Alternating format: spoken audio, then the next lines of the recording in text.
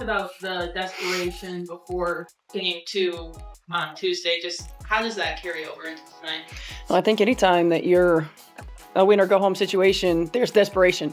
And so it has to carry over. We're in the same situation. Our back is against the wall. We got to come out and we've got to play with that sense of urgency. We've got to play with that hunger. We've got to value every single possession and every single opportunity. Brittney Griner broke down in tears. Aliyah Boston was lifting her squad on her back while the Indiana Fever shocked the world, storming into the semifinals for the first time since 2015. Nobody, not the analysts, not the insiders, expected this team to pull it off. 6 injured players, no Caitlin Clark, and still they flipped the whole narrative upside down. Griner's emotional collapse is sparking whispers everywhere. Is this the beginning of the end for her career? And the way Boston dominated her has people openly asking if retirement might be closer than anyone thought. 6 players gone. Let that sink in. That's how many Fever stars were missing when they rolled into Atlanta for Game 3. Sophie Cunningham, Sydney Colson, Chloe Bibby, Ari McDonald, Damiris Dantas, and of course Clark. All sitting in street clothes, leaving Stephanie White with barely half a rotation. Yet somehow, this battered squad clawed their way to the semifinals. Think about how wild this is. The last time Indiana even sniffed a playoff series win, Tamika Catchings was still carrying the team. White was coaching a finals run, and Natasha Howard was just breaking into the league. Since then, Fever fans have been stuck with disappointment after disappointment, hearing the same rebuilding talk every year. But all that changed Friday night. Pundits swore they couldn't survive without Clark's deep shooting or Cunningham's fire. Others said Atlanta's depth would crush them. Instead, it was Indiana, shorthanded and bruised. That looked like the team stacked with weapons. I don't think I've really gotten through all the way. That I didn't let down, everybody in my family. And it was just, I think I'm still trying to get through that part. Still to this day?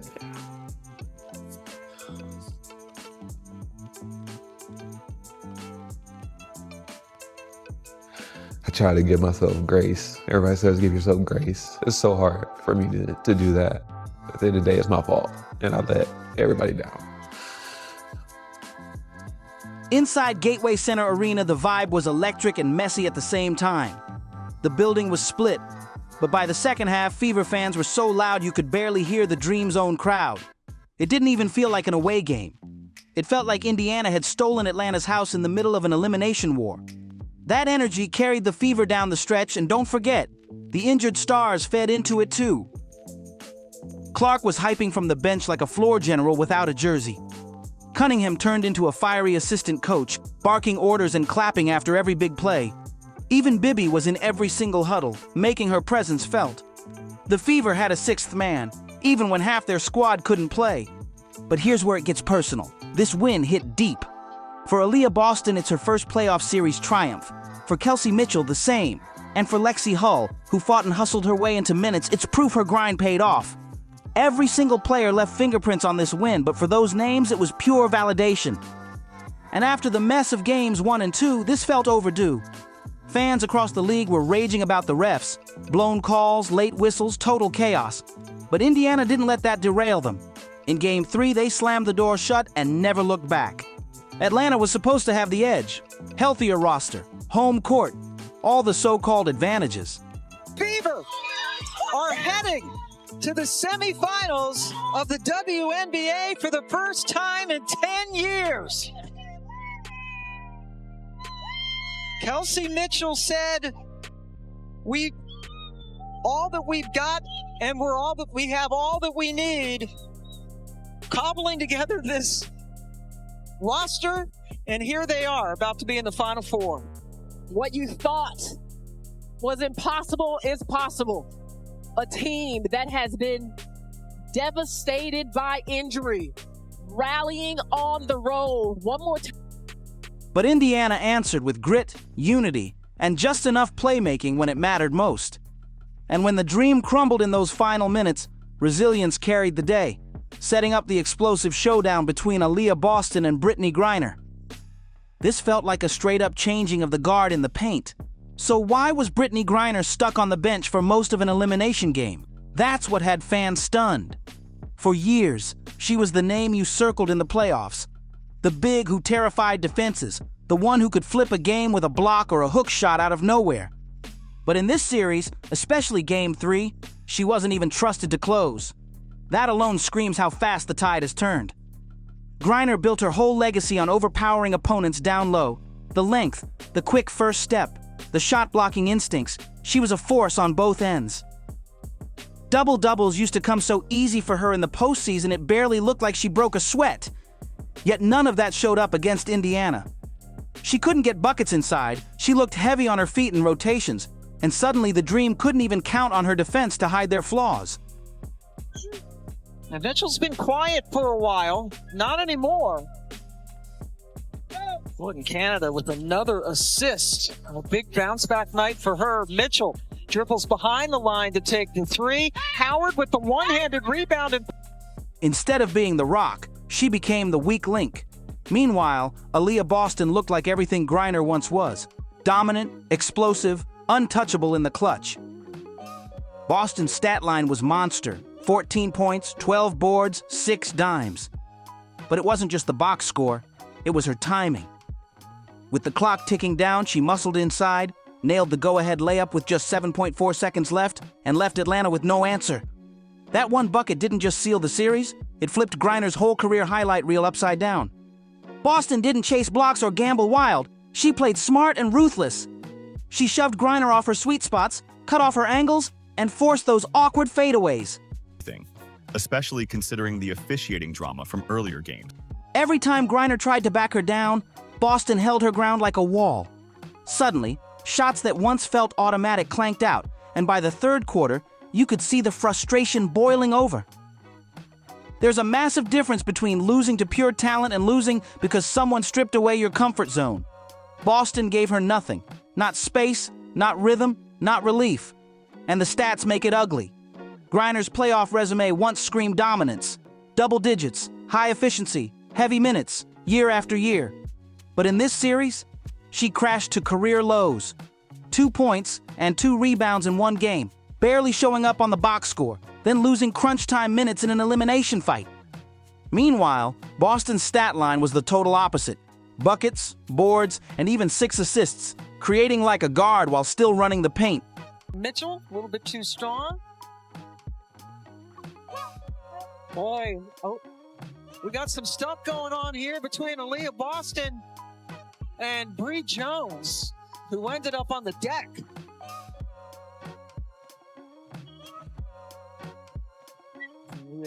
That contrast wasn't random. It was a script written right in front of us. So now the whispers get louder. Is Brittney Griner done as a dominant center? When your own coach benches you with the season on the line, it's not just a bad night. It's a flashing sign of lost faith. Sure, her career has been decorated with highs, but this didn't look like a stumble, it looked like a closing act. Maybe age is catching her. Maybe retirement is already on her mind. Or maybe she just ran into a young monster in Aliyah Boston, the future of the position, right here and right now. While Griner sat quietly on the sideline, Boston stole the stage. And in that moment, it wasn't just about a semifinal berth. It felt like the torch officially changed hands.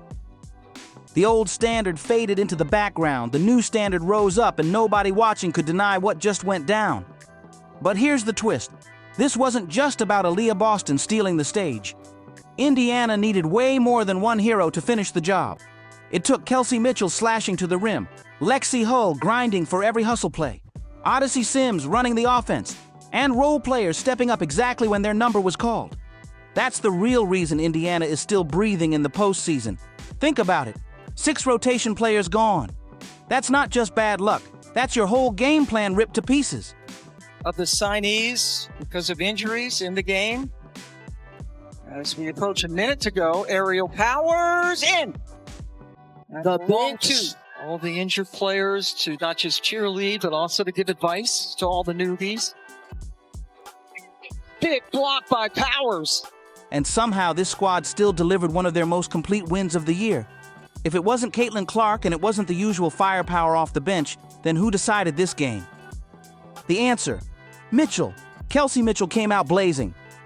From the first quarter on, Atlanta's defense tried everything. Bodies clogging the paint, hands clawing at her drives, but she carved them up anyway. She dropped 24 points with a ridiculous 19 in the first half alone. That single performance kept Indiana alive when everything could have unraveled. Without her shot-making in traffic and her ability to find tiny gaps, the Fever would have been buried before the drama even started. She's been their leading scorer this postseason, and in this series she's acting like the anchor of a team missing its biggest star. And then there's Odyssey Sims, a hardship contract turned knockout game savior. Suddenly, she wasn't just filling a roster spot, she was one of the most important players on the floor in a do-or-die battle. Through so much this season, giving ourselves another chance in Game 3, emotions are high. This is a group that's confidence has really never wavered. This group has continued to show their heart, their character, night in and night out. I think we all piggyback off each other within our group and our organization. We've been in every kind of situation you can imagine, and we've been able to find ways to put ourselves in position to win, and this will be no different. Somebody has to lose. Odyssey Sims stuffed the stat sheet with 16 points and 8 assists, but the real story was her ice-cold timing. That last-second dish to Boston set up the go-ahead layup. And that's poise you don't usually see from someone who just got picked up mid-season. Sims gave Mitchell a second ball handler, a fearless voice, and when the defense crashed, she delivered the dime right where it had to go. Then came Lexi Hull with the single biggest defensive play of the night. With 7.4 seconds left, Atlanta had one last shot at survival. Ryan Howard went to trigger the inbound, but Hull read it like a book. Quick anticipation, clean steal, game over. That one swipe erased any miracle comeback and slammed the door on Atlanta's season. Y'all are a tough bunch of... I mean, I cannot even put into words how proud I am. It's like the toughness that it takes, like the gut checks that it takes. Like, y'all, it doesn't matter. It doesn't matter because we've been through all of it, right? Yeah. So it doesn't matter the circumstance. It doesn't matter the score. It doesn't matter the time. You always put your best foot forward. You always get to the next play. And it's all... Plays like that don't scream on the box score, but they define entire seasons. Brianna Turner also deserves her flowers. She wasn't filling headlines with flashy numbers, but her positioning and defensive activity gave Indiana the edge they needed against Atlanta's size. Stephanie White even called her the ultimate pro, and you could see why. She rotated where others slipped, contested without fouling, and did the dirty work that held possessions together. Add Natasha Howard to that mix, and the story gets even richer. She chipped in with those little gritty plays that won't trend on social media, but quietly swing games. Two vets holding the glue together when everything could have fallen apart. Even the tiniest minutes made noise. Michaela Timpson only logged 4 minutes, but she grabbed 5 rebounds in that stretch. Pure hustle impact. Shea Petty drilled a clutch 3 in the fourth that flipped momentum yet again. Those aren't headline plays, but when rotations are gutted, moments like that change everything. And don't forget, the bench mob without even touching the court. This is just 4 of 16 from the floor in Game 2. That's terrific call into Boston. Clark, Cunningham, and Bibby stayed locked in, barking from the huddles, clapping, shouting, keeping the vibe alive. Even in street clothes, they refused to let the energy drop. Even from the sidelines, the energy was wild. Caitlin Clark showed up rocking black Air Force Ones, and Fever fans instantly called it a good luck charm. Her presence gave Indiana that sixth-man edge, and in the late stages when composure mattered most, it showed. Even with all the officiating chaos from earlier games, in Game 3 they never blinked. This win wasn't about one star dragging everyone else. It was layers on layers of players stepping up. Every single person bought into their role, and when their moment came, they owned it. That's what made this upset hit even harder. But now the big question looms. If this injury-riddled squad can finish Atlanta like that, what happens when they run into the two-time champs from Las Vegas? Twice it is Indiana.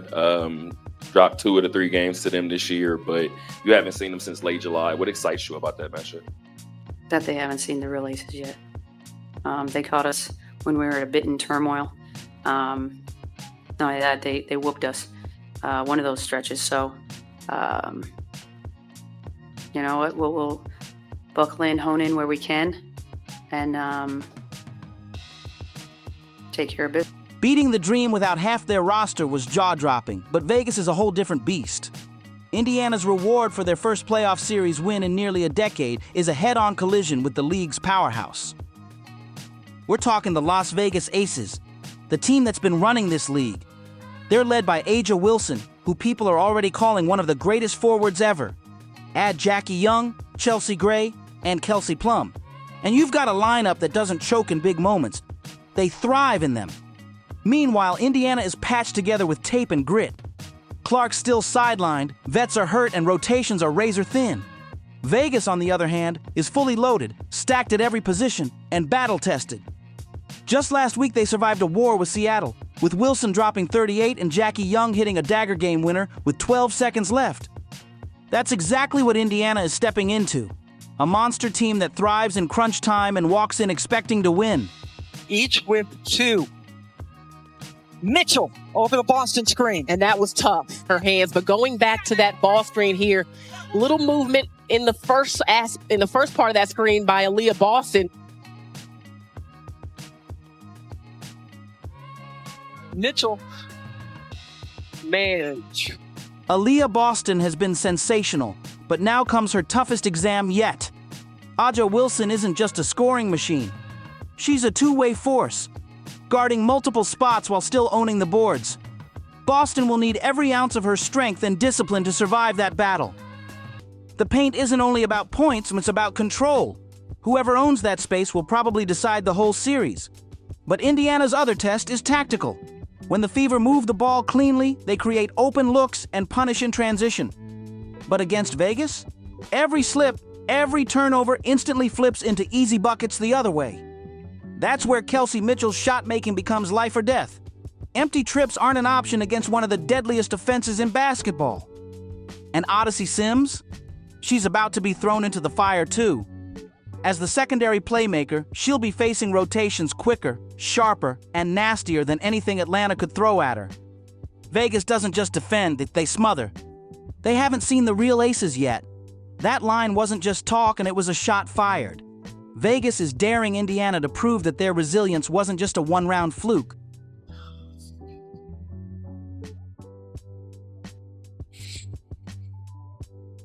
I try to give myself grace. Everybody says give yourself grace. It's so hard for me to do that.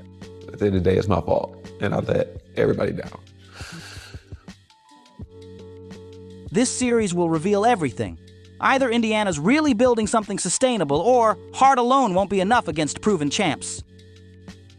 Boston didn't just win a matchup in round 1, she rewrote the narrative.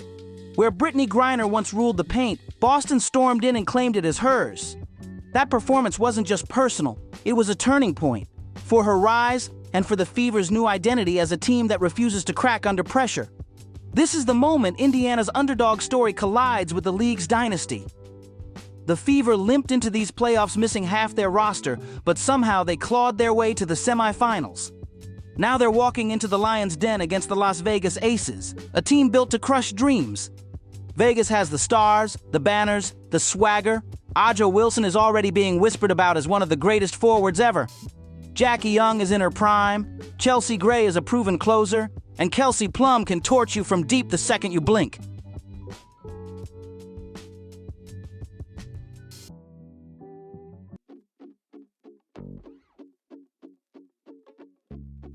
To Jones, throws it up, no good!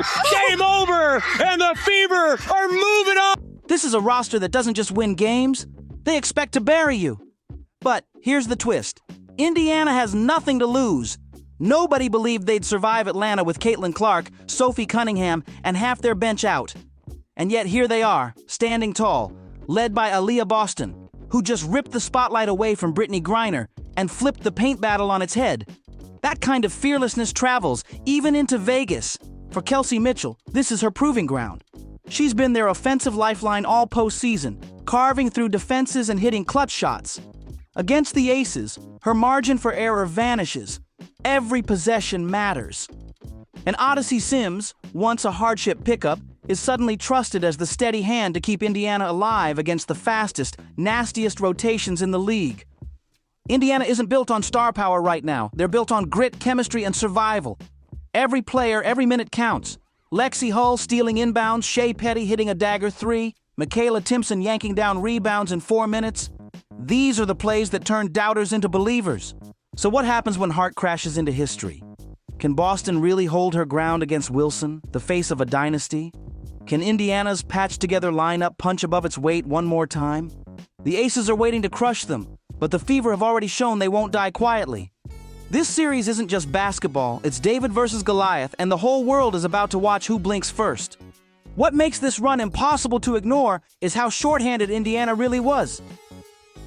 If they can knock out a playoff opponent while missing nearly half their roster, just imagine what happens when Caitlin Clark and the rest of the missing firepower return in 2026. Are we looking at the birth of a dynasty right in front of our eyes? And on the other side, is this truly the end of Brittney Griner's reign in the paint? What makes this playoff run even wilder is how shorthanded Indiana really was.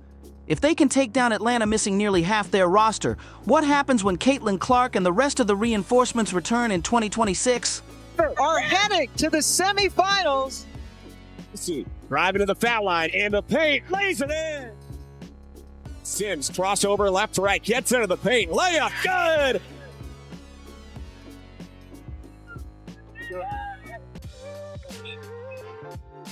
Inside, Boston.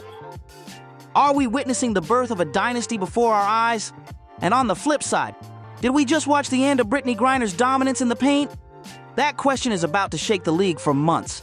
So tell us what you think down in the comments. Don't forget to like, subscribe, share, and turn on all notifications. And we'll see you on the next one.